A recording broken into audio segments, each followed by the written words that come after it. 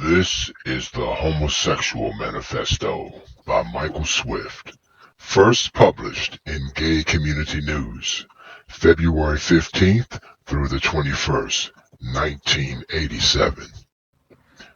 It is also reprinted in the Congressional Record. This is what it states.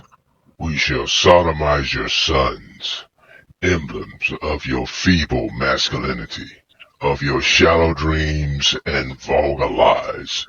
We shall seduce them in your schools, in your dormitories, in your gymnasiums, in your locker rooms, in your sports arenas, in your seminaries, in your youth camps, in your movie theater bathrooms, in your army bunkhouses, in your truck stops, in your all-male clubs, in your houses of Congress, wherever men are with men together. Your sons shall become our minions and do our bidding. They will be recast in our image. They will come to crave and adore us. Women, you cry for freedom. You say you are no longer satisfied with men. They make you unhappy. We, connoisseurs of the masculine face, the masculine physique, shall take your men from you then. We will amuse them. We will instruct them. We will embrace them when they weep. Women, you say you wish to live with each other instead of with men. Then go and be with each other. We shall give your men pleasures they have never known, because we are foremost men too, and only one man knows how to truly please another man. Only one man can understand the depths and feeling, the mind and body of another man. All laws banning homosexual activity will be revoked. Instead, legislation shall be passed which engenders love between men. All homosexuals must stand together as brothers. We must be united artistically, philosophically, socially, politically, and financially. We will triumph only when we present a common face to the vicious heterosexual enemy. If you dare cry faggot, fairy, queer at us, we will stab you in your cowardly hearts and defile your dead puny bodies. We shall write poems of the love between men. We shall stage plays in which man openly caresses man. We shall make films about the love between heroic men, which will replace the cheap, superficial, intermental, insipid, juvenile, heterosexual infatuations presently dominating your cinema screens. We shall sculpt statues of beautiful young men, of bold athletes, which will be placed in your parks, your squares, your plazas. The museums of the world will be filled only with paintings of graceful, naked lads. Our writers and artists will make love between men fashionable and de rigueur, and we will succeed because we are adept at setting styles.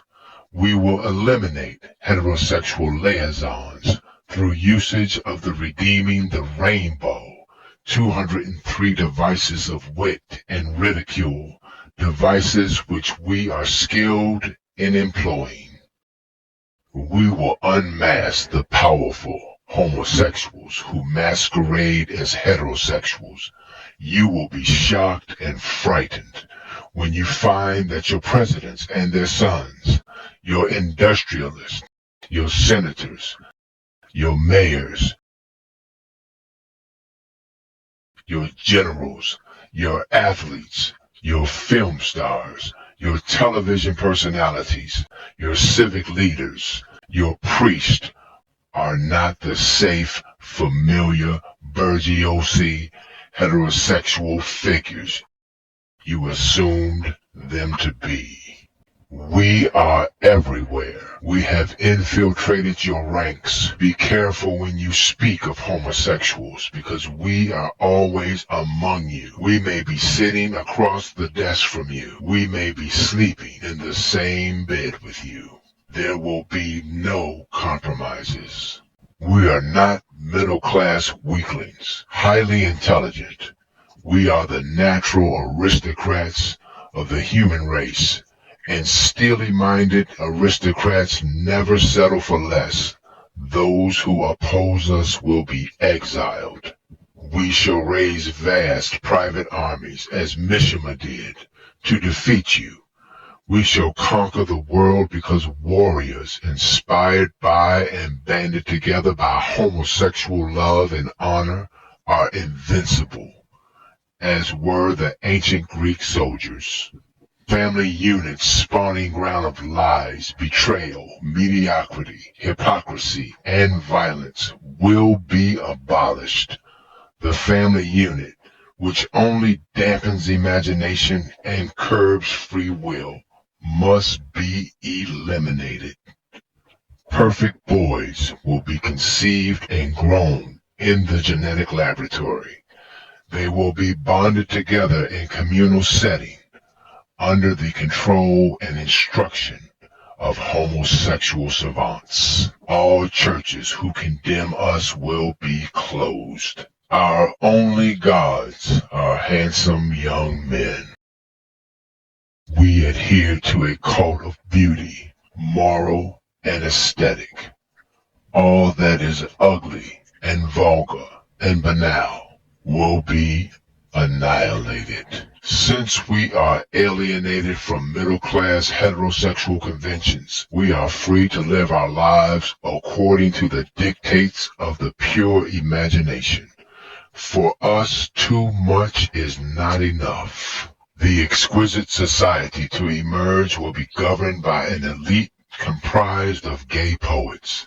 One of the major requirements for a position of power in the new society of homoeroticism will be the indulgence in the Greek passions. Any man contaminated with heterosexual lust will be automatically barred from a position of influence.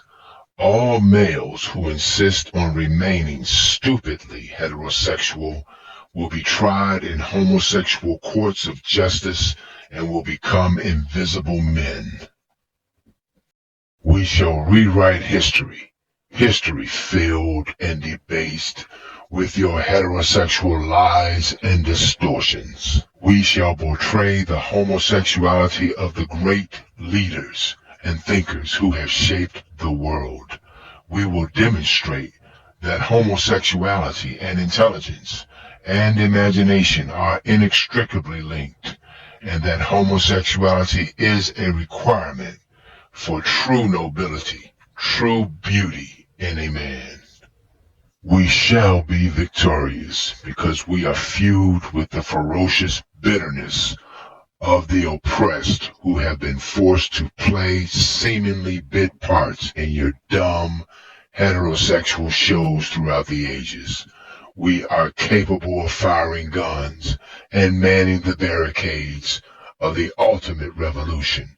Tremble, hetero swine, when we appear before you without our mask. According to a recent Gallup poll, less than 1% of Americans born before 1946, that's Joe Biden's generation, identify that way. 2.6% of boomers do, 4.2% of Gen X, 10.5% of millennials, and 20.8% of Gen Z. Which means if we follow this trajectory, we will all be gay in 2053.